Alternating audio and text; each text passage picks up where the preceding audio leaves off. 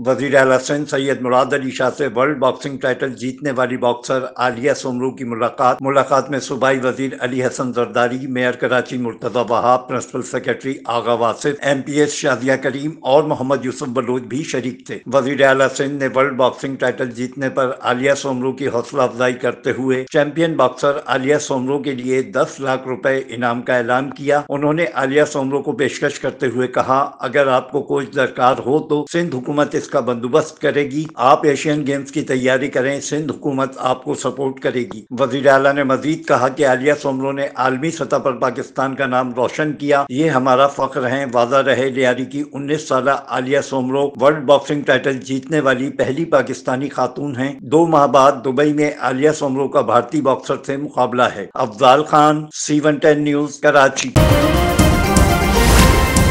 C110 news, खबर की असल खबर।